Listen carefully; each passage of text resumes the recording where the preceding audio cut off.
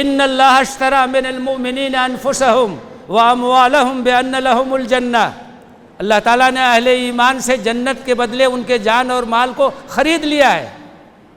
جان کو کھپائیے اللہ کے راستے میں، مال کو لگائیے اللہ کے راستے میں، صلاحیتوں کو خرچ کیجیے اللہ کے راستے میں، اللہ کے دین کا کام کیجیے۔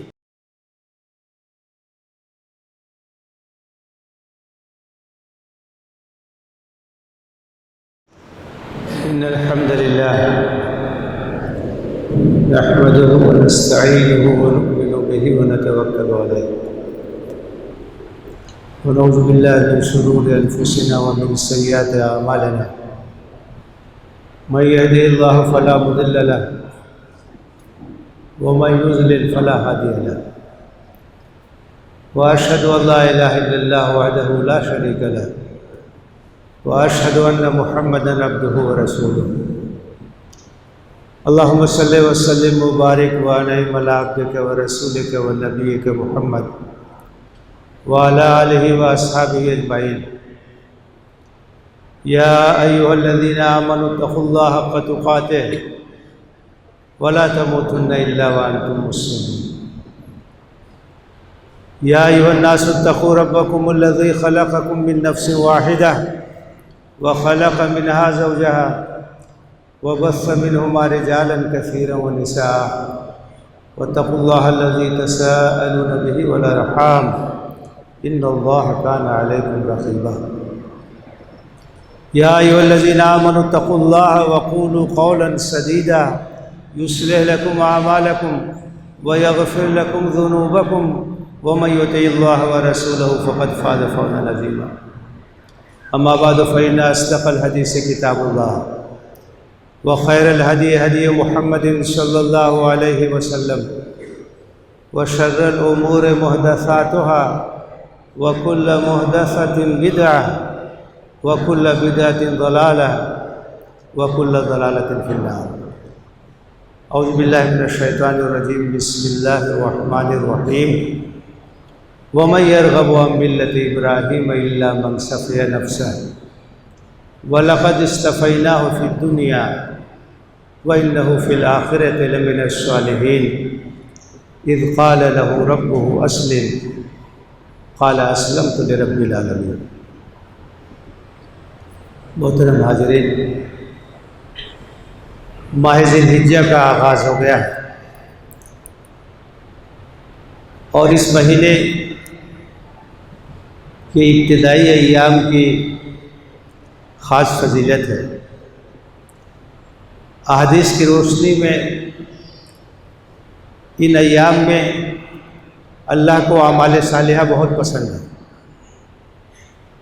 کثرت سے اعمال صالحہ کا اہتمام کرنا چاہیے، تکبیرات کا اہتمام کرنا چاہیے۔ صحابہ کرام ان ایام میں بطور خاص تکبیرات کا اہتمام کرتے تھے۔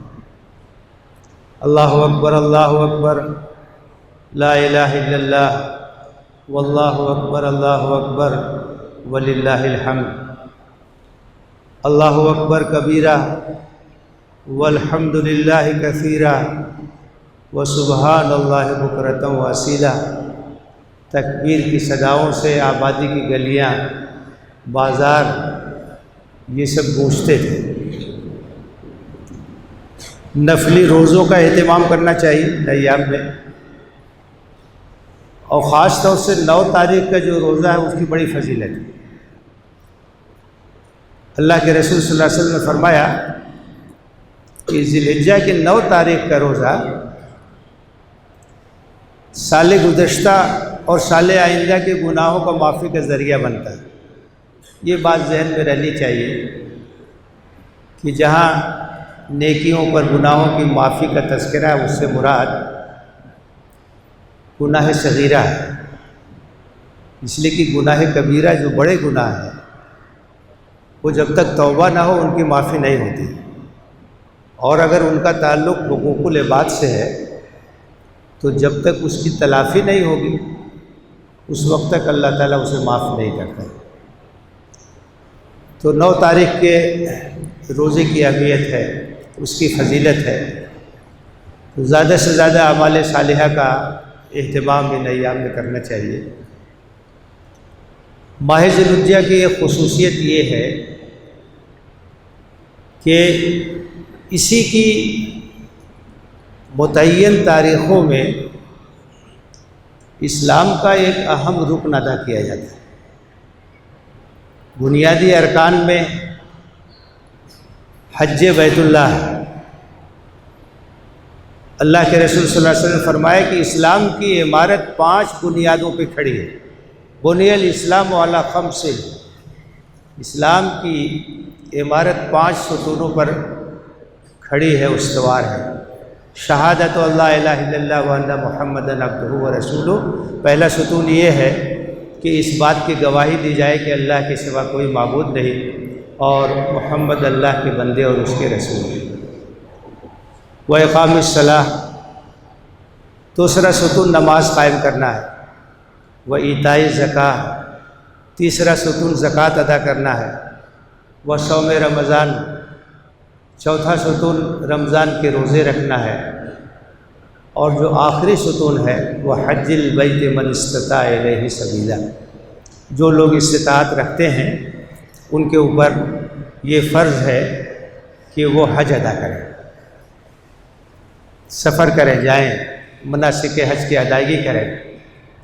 وَلِلَّهِ عَلَى النَّاسِ حِجُّ الْبَيْتِ مَنِ اسْتَطَاعَ إِلَيْهِ سَبِيلًا، اور اللہ کا لوگوں پر یہ حق ہے کہ اس کے گھر کا وہ حج کریں جو لوگ بھی استطاعت رکھتے ہیں، صاحب استطاعت۔ تو اسی مہینے کی متعین تاریخوں میں مناسک حج ادا کیے جاتے ہیں۔ 8 ذی الحجہ سے لے کے 13 ذی الحجہ تک یہ ایام حج ہیں۔ 5 ایام ہیں جن میں مناسک حج کی ادائیگی ہوتی ہے۔ تو اس لحاظ سے خاص اہمیت ہے اس مہینے کی۔ دنیا کے کونے کونے سے لوگ اکٹھا ہوتے ہیں سرزمین حرمین میں حج کی ادائیگی کے لیے۔ فرزندان توحید کا ایک جمع غفیر ہوتا ہے۔ ادھر چند سالوں سے جو حالات تھے ان حالات کی وجہ سے بہت زیادہ پابندیاں تھیں، بہت محدود تعداد میں لوگ حج کے لیے اکٹھا ہو پاتے تھے، لیکن ان سال جب کہ حالات بہتر ہوئے ہیں 10 لاکھ فرزندان توحید کو فریضہ حج ادا کرنے کی اجازت ملی اور لوگ وہاں پہنچ رہے ہیں۔ حج کا جو فریضہ ہے اور اس کے جو مناسک ہیں اس پر آپ غور کریں گے تو یہ معلوم ہوگا کہ خاص نسبت حضرت ابراہیم علیہ السلام سے۔ وہاں لوگ اکٹھا ہوتے ہیں، بیت اللہ کا طواف کرتے ہیں۔ وہ خانہ کعبہ جس کی تعمیر نو کی تھی حضرت ابراہیم اور حضرت اسماعیل علیہ السلام، قرآن میں اس کا ذکر ہے، وَإِذْ يَرْفَعُ إِبْرَاهِيمُ الْقَوَاعِدَ مِنَ الْبَيْتِ وَإِسْمَاعِيلُ۔ وہ خانہ کعبہ جو ہمارا قبلہ ہے، دنیا بھر کے مسلمانوں کا قبلہ ہے۔ ہم اپنی نماز اسی گھر کی طرف رخ کر کے پڑھتے ہیں، ہماری مسجدیں اسی رخ پہ بنتی ہیں، اور قرآن نے اس بات کی صراحت کی ہے کہ اس دنیا میں اللہ کی عبادت کے لیے جو پہلا گھر بنا وہ خانہ کعبہ ہے۔ ان اول بیت وضع للناس للذی ببکۃ مبارکا وہدی للعالمین فیہ آیات بینات مقام ابراہیم۔ پہلا گھر جو اللہ کی عبادت کے لیے تعمیر ہوا وہی ہے جو مکہ مکرمہ میں، وہاں واضح نشانیاں ہیں، توحید کا مرکز ہے، مقام ابراہیم ہے۔ آپ سوچئے کتنی بڑی سعادت کی بات ہے۔ پہلی بار جب کسی کی حاضری ہوتی ہے، مکہ مکرمہ جاتا ہے، خانہ کعبہ کا دیدار ہوتا ہے، تو اس وقت کیا عالم ہوتا ہے اس کو بیان نہیں کیا جا سکتا۔ زندگی بھر جس گھر کی طرف رخ کر کے نماز پڑھتے رہے، آج وہ نگاہوں کے سامنے ہے۔ جو اللہ کی عبادت کے لیے پہلا گھر بنا، جس کی اپنی ایک تاریخ ہے، حضرت ابراہیم نے جس کی تعمیر نو کی، انبیاء نے جس کا طواف کیا، جہاں حجر اسود ہے، جہاں مقام ابراہیم ہے۔ حجر اسود تو بہت پرانا ہے، خانہ کعبہ کی تعمیر کئی بار ہوئی اور پتھر تو بدلتے رہے، لیکن حجر اسود وہی ہے۔ انبیاء نے اس کا بوسہ دیا، اللہ کے رسول صلی اللہ علیہ وسلم نے اس کا بوسہ دیا۔ آدمی تصورات میں تاریخ کے بہت پیچھے، بہت قدیم صفحات میں پہنچ جاتا ہے۔ یہ جب سعادت نصیب ہوتی ہے حجر اسود کو ہاتھ لگانے کی یا اس کا بوسہ دینے کی، تو یہ تصور ہوتا ہے کہ حضرت ابراہیم نے اس کو بوسہ دیا، اللہ کے رسول صلی اللہ علیہ وسلم نے اس کو بوسہ دیا۔ ایک نشانی ہے جہاں سے طواف شروع ہوتا ہے۔ حضرت عمر رضی اللہ تعالیٰ عنہ نے حجر اسود کو خطاب کرتے ہوئے کہا تھا کہ میں یہ جانتا ہوں کہ تو ایک پتھر ہے، نہ نفع پہنچا سکتا ہے نہ نقصان پہنچا سکتا ہے۔ اگر میں نے اللہ کے رسول کو تیرا بوسہ لیتے ہوئے نہ دیکھا ہوتا تو میں بوسہ نہ لیتا۔ سنت ہے، ہم اس کی پیروی کرتے ہیں، لیکن ایک مسلمان کا عقیدہ بالکل صاف ہوتا ہے، وہ اللہ کے سوا کسی کو نفع اور نقصان پہنچانے والا نہیں سمجھتا، نہیں سمجھ سکتا۔ توحید ہی تو اس کی شان ہے، اور وہ گھر بنا ہی توحید کی دعوت کے لیے۔ وہاں جا کے جو حجاج کرام ہیں، عمرہ کرنے والے طواف کرتے ہیں، خانہ کعبہ کا طواف کرتے ہیں، حجر اسود سے شروع کرتے ہیں، وہاں پہنچتے ہیں تو ایک چکر ہوتا ہے جسے ایک شوط کہتے ہیں، اور 7 چکر جب ہوتا ہے تو ایک طواف ہوتا ہے۔ 7 چکر ہو جائے گا تو ایک طواف پورا ہوتا ہے، اس کے بعد 2 رکعت نماز پڑھتے ہیں مقام ابراہیم کے پیچھے یا جہاں جگہ مل جائے۔ آپ دیکھیے نماز تو دنیا میں ہر جگہ پڑھی جاتی ہے، وہ ایک ایسی عبادت ہے جو کہیں بھی انجام دی جا سکتی ہے، لیکن ایک عبادت جو وہیں انجام دی جا سکتی ہے وہ طواف ہے، اس کے علاوہ کہیں نہیں انجام دیا جا سکتا۔ خانہ کعبہ کا طواف ایک ایسی عبادت ہے جس کی انجام دہی وہیں ہو سکتی ہے۔ اور طواف کا مطلب کیا ہے؟ ہم اپنی فدائیت کا اظہار کرتے ہیں، ہم اپنی جانثاری کا اظہار کرتے ہیں، اللہ سے اپنے تعلق کا اظہار کرتے ہیں، محبت کا اظہار کرتے ہیں، اپنی بندگی کا اظہار کرتے ہیں۔ جیسے کسی شمع کے آگے پروانے چکر لگا رہے ہوں، تو اسی طرح سے خانہ کعبہ جو توحید کا مرکز ہے، جو انبیاء کی دعوتوں کا شاہد ہے، جس کی اپنی ایک تاریخ ہے، جو اللہ کی بندگی کی ایک علامت ہے، ہم اس کے گرد چکر لگا کے اللہ سے اپنی وفاداری کا اظہار کرتے ہیں، عہد کی تجدید کرتے ہیں، عہد بندگی کی تجدید کرتے ہیں۔ طواف ہوتا ہے، صفا اور مروہ کے درمیان سعی ہوتی ہے۔ ان الصفا والمروۃ من شعائر اللہ، یہ اللہ کی نشانیوں میں سے صفا اور مروہ۔ حضرت ہاجرہ کی نشانیاں وہاں، اور جب سعی کرتے ہیں تو درمیان میں ایک تھوڑا سا فاصلہ ایسا آتا ہے جہاں بہت تیز قدموں سے چلا جاتا ہے، وہاں میلین اخضرین نشانیاں بنی ہوئی ہیں، وہاں صحیح ہوتی ہے۔ 8 تاریخ کو مینا کے لیے روانگی ہوتی ہے، 9 تاریخ کو عرفات کے میدان میں سب لوگ اکٹھا ہوتے ہیں۔ یہ حج کا سب سے بڑا رکن ہے، اور اس کی اہمیت کا اندازہ اس بات سے لگایا جا سکتا ہے کہ نبی صلی اللہ علیہ وسلم نے فرمایا الحج عرفۃ، حج یہ وقوف عرفہ کا نام ہے۔ اگر یہ رکن چھوٹ جائے تو حج نہیں ہوگا۔ 9 تاریخ کو مینا سے سویرے ہی سب لوگ روانہ ہو جاتے ہیں، کوئی سواری سے جا رہا ہے، کوئی پیدل جا رہا ہے، رواں دواں قافلے ہیں، اور وہاں دوپہر میں پہنچتے ہیں، ظہر عصر کی نماز ایک ساتھ پڑھتے ہیں، اور اس کے بعد غروب آفتاب تک گڑ گڑا کے دعا کرتے ہیں،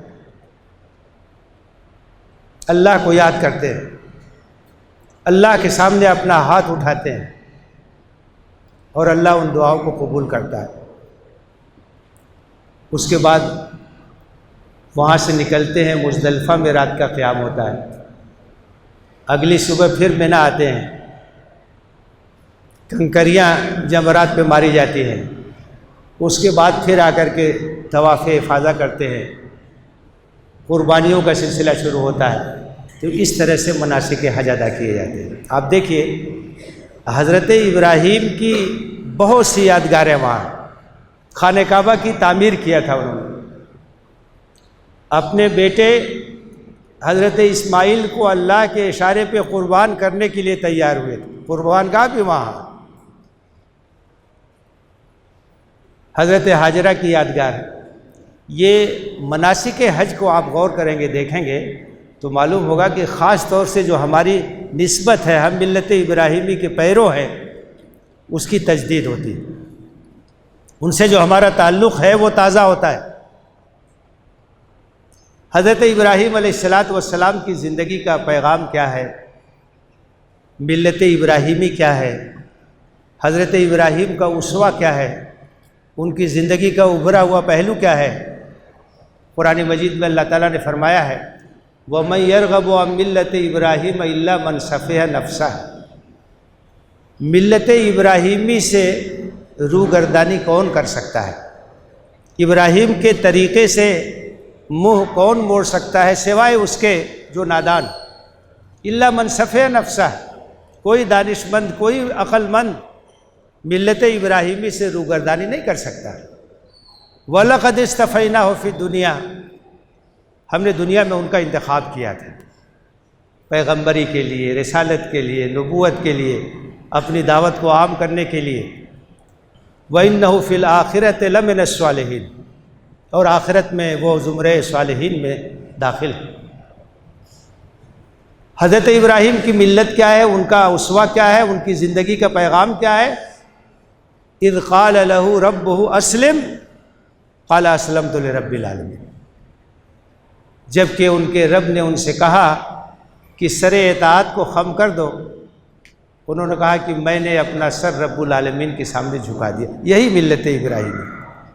اذ قال له ربه اسلم قال اسلمت لرب العالمین، فرما برداری، جان نثاری، سر افگندگی، اسلام کا مطلب ہی یہی، اسلام کا مطلب ہے گردن جھکا دینا، سر اطاعت کو خم کر دینا، اور اللہ کا جو بھی حکم ہو اس کو تسلیم کر لینا۔ بڑے سخت امتحانات سے حضرت ابراہیم گزرے، اللہ تعالیٰ نے مختلف طرح سے آزمایا، اور انہوں نے ہر جگہ اطاعت کا، تسلیم کا، رضا کا ثبوت۔ یہی ملت ابراہیمی، اللہ کا جو حکم ہے، جو قربانی بھی اللہ کو مطلوب ہے، اس کے لیے بندہ تیار رہے۔ حضرت ابراہیم کی زندگی کا یہی نمایاں پہلو ہے، یہی اسوہ ابراہیمی ہے، یہی ملت ابراہیمی ہے، اور یہی حضرت ابراہیم کی زندگی کا پیغام ہے۔ اسی کی تجدید ہوتی ہے مناسک حج کے ذریعے سے، اسی عہد کو تازہ کیا جاتا ہے حضرت ابراہیم سے جو ہماری نسبت ہے۔ ملت ابیکم ابراہیم، اپنے جد امجد ابراہیم کی ملت، ان کے طریقے کو اختیار کرو. ہوا سماکم المسلمین، انہوں نے تمہارا نام مسلمان رکھا. خانہ کعبہ کی جب تعمیر کر رہے تھے تو اس وقت جو دعا کی تھی تو اس دعا کے اندر یہ بات بھی شامل تھی وَمِن ذُرِّيَّتِنَا أُمَّةً مُسْلِمَةً لَكَ. اے اللہ ہماری ذریت میں ایک ایسی امت برپا کر جو پورے طور سے اپنے سر تسلیم کو تیرے سامنے خم کر دے. امت مسلمہ، فرما بردار، تسلیم و رضا کا پیکر، اطاعت شعار. ہوا سماکم المسلمین، انہوں نے تمہارا نام مسلمان رکھا من قبل، پہلے ہی. وفی ھذا، اسی خصوص میں کیا کہ تم سے یہ کام لیا جائے دنیا کے اندر. تو یہ عہد تازہ ہوتا ہے. مناسک حج ادا کرنے کی جن کو سعادت ملتی ہے وہ بڑے خوش نصیب لوگ ہیں. لیکن حضرت ابراہیم سے تعلق تو سب کا ہے. سب لوگ تو حج کے لیے نہیں پہنچ سکتے ہیں. حج تو ایک ایسی عبادت ہے جس کے لیے اخراجات بھی بہت ہوتے ہیں. آج کل تو کافی اخراجات ہوتے ہیں. اسی لیے وہاں حج کی جہاں فرضیت کا ذکر ہے، استطاعت کی شرط، من استطاع الیہ سبیلا، جو لوگ جا سکتے ہیں، سفر کے اخراجات اٹھا سکتے ہیں. اور ظاہر ہے کہ بہت بڑی تعداد ہے فرزندان توحید کی، دنیا کے کونے کونے میں پھیلے ہوئے، اور سب لوگ اس بات کے محتاج اور ضرورت مند ہے کہ حضرت ابراہیم سے جو ان کی نسبت ہے وہ تازہ ہوتی رہے، اس کی تجدید ہوتی رہے. ان کو یاد رہے کہ وہ پیروان حضرت ابراہیم میں شامل ہیں. تو اس کے لیے قربانی کی سنت ہے.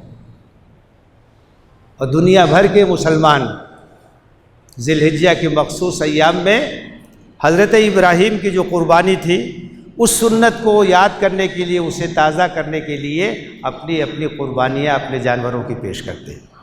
تو یہ قربانی بھی حضرت ابراہیم سے ہمارا جو تعلق ہے اس کی تجدید کے لیے.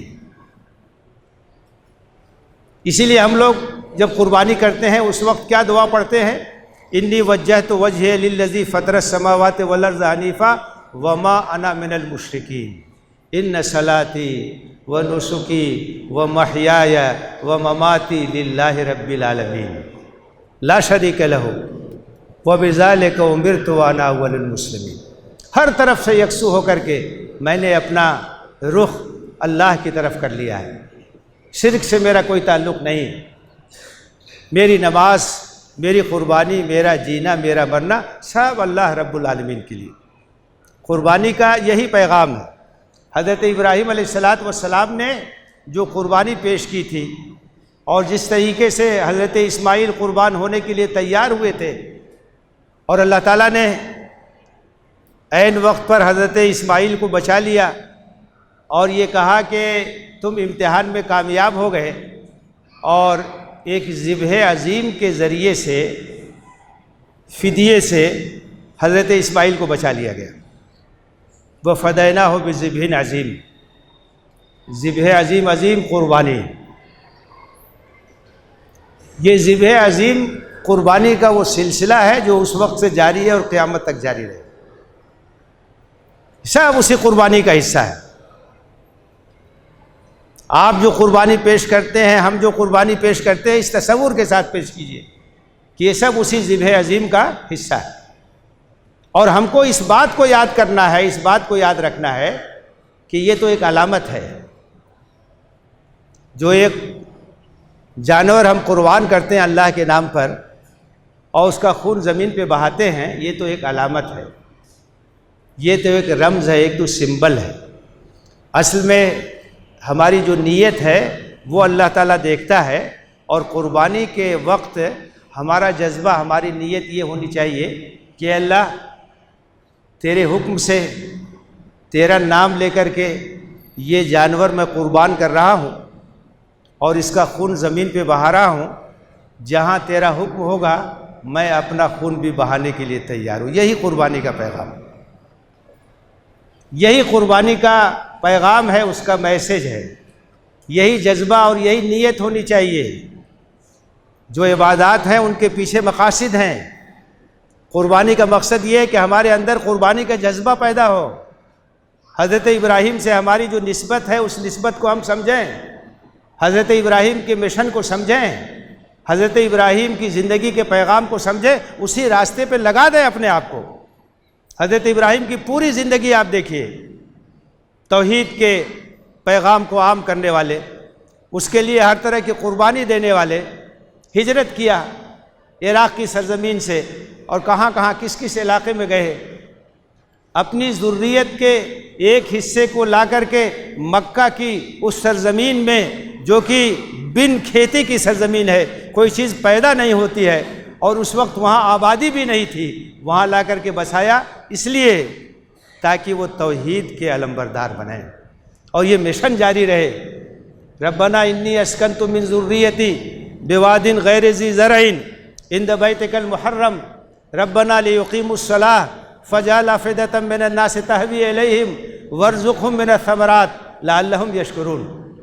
جب اللہ کے حکم سے انہوں نے حضرت اسماعیل اور ان کی ماں کو لا کر کے وہاں بسایا تو اس وقت یہ دعا کی تھی کہ اللہ میں نے اپنی نسل کے ایک حصے کو بن کھیتی کی سرزمین میں تیرے محترم گھر کے پاس لا کے بسایا ہے. کیوں بسایا ہے؟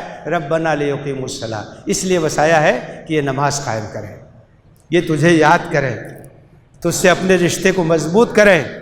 فجعل افئدة من الناس تهوی الیہم، تو لوگوں کے دلوں کو ان کی طرف مائل کر دے. وارزقهم من الثمرات، اور ان کو پھلوں کا رزق دے تاکہ یہ شکر ادا کریں. اللہ تعالیٰ نے کس طریقے سے دعا کو قبول کیا ہے کہ دنیا بھر کے مسلمان کسی کونے میں بھی رہتے ہوں، سب سے زیادہ محبت مکہ سے کرتے ہیں، اہل مکہ سے کرتے ہیں.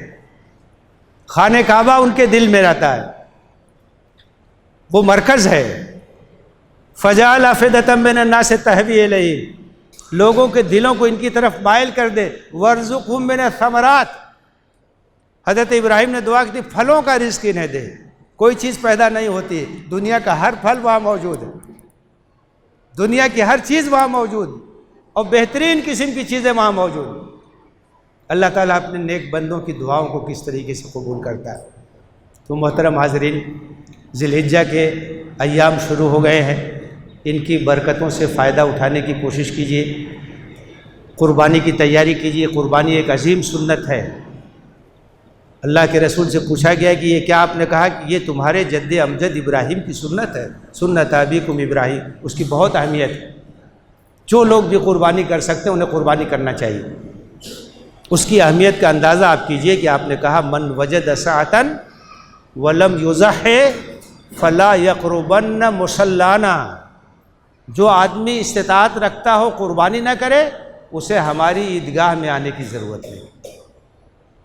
قربانی کی اتنی اہمیت. اللہ کے رسول صلی اللہ علیہ وسلم 10 برس تک مدینہ منورہ میں رہے، پابندی کے ساتھ آپ نے قربانی کی. آپ میڑھے کی قربانی کرتے تھے، اور جب آپ نے حج کیا 100 اونٹ کی قربانی آپ نے پیش کی. تو قربانی ایک عظیم سنت ہے. قربانی ایک اہم ترین عبادت ہے. قربانی کا اہتمام کیجیے، لیکن اس بات کا خیال کیجیے کہ اللہ کے پاس نہ تو قربانی کے جانور کا خون پہنچتا ہے اور نہ ہی قربانی کے جانور کا گوشت پہنچتا ہے. اللہ کے پاس ہماری نیت، ہمارا جذبہ پہنچتا ہے. لن ینال اللہ لحومها ولا دماؤها ولکن ینالہ التقوی منکم. اللہ کے پاس ان قربانی کے جانوروں کا نہ تو گوشت پہنچتا ہے نہ تو خون پہنچتا ہے. اللہ کے پاس تمہارا تقوی پہنچتا ہے، تمہاری نیت پہنچتی ہے، تمہارا جذبہ پہنچتا ہے، تمہارے دلوں کی کیفیت پہنچتی ہے. یہ جذبہ ہونا چاہیے کہ ہم اللہ کے راستے میں اپنا سب کچھ قربان کرنے کے لیے تیار ہیں، اور اس کا ثبوت ہماری زندگی سے ملنا چاہیے. اللہ کے راستے میں قربانی دیجیے، اللہ کے دین کے لیے قربانی دیجیے، دعوت اسلامی کے لیے قربانی دیجیے، توحید کے پیغام کو عام کرنے کے لیے قربانی دیجیے، اللہ کے کلمے کو سر بلند کرنے کے لیے قربانی دیجیے. اور یاد رکھیے کہ ایک مومن کے پاس جو کچھ ہے سب وہ اللہ کے ہاتھ بیچ چکا ہے، کسی چیز کا مالک نہیں ہے. ان اللہ اشتری من المؤمنین انفسهم واموالهم بان لهم الجنہ، اللہ تعالیٰ نے اہل ایمان سے جنت کے بدلے ان کے جان اور مال کو خرید لیا ہے۔ جان کو کھپائیے اللہ کے راستے میں، مال کو لگائیے اللہ کے راستے میں، صلاحیتوں کو خرچ کیجیے اللہ کے راستے میں، اللہ کے دین کا کام کیجیے، اپنے گھر کی اصلاح کیجیے، معاشرے کی اصلاح کیجیے، دعوت اسلامی کو عام کیجیے، اسلام کے غلبہ اور ارشاد کے لیے قربانی دیجیے۔ اگر قربانی کے موقع پر اگر آپ پیچھے ہٹتے ہیں تو اس کا مطلب یہ ہے کہ آپ نے صحیح جذبے سے قربانی نہیں دی۔ یہ قربانیاں یہی پیغام دینے کے لیے آتی ہیں، یہی ان کا اصل مقصد ہے۔ اس لیے قربانی کی سنت کو زندہ رکھیے، صحیح جذبات کے ساتھ، صحیح نیتوں کے ساتھ، صحیح کیفیات کے ساتھ، اور یاد رکھیے کہ اگر صحیح جذبے کے ساتھ ہم نے قربانی پیش کی تو قربانی کے جانور کا خون زمین پر گرنے سے پہلے اللہ تعالیٰ کے ہاں مقبول ہو جاتا ہے۔ آج سنت ابراہیم کو زندہ کرنے کی ضرورت ہے اور حضرت ابراہیم کے پیغام کو زندہ کرنے کی ضرورت ہے۔ آج بھی ہو جو براہیم کا ایما پیدا آگ کر سکتی ہے انداز گلستہ پیدا۔ اللہ سے دعا ہے کہ ہمیں صحیح جذبات کے ساتھ قربانیاں پیش کرنے کی توفیق دے اور اپنی تمام چیزوں کو اللہ تعالیٰ اپنے راستے میں ہمیں لگانے کی توفیق دے، آمین۔ وآخر دعوانا ان الحمد للہ رب العالمین۔ اقول قولی ھذا واستغفر اللہ لی ولکم اجمعین فاستغفروہ انہ هو الغفور الرحیم۔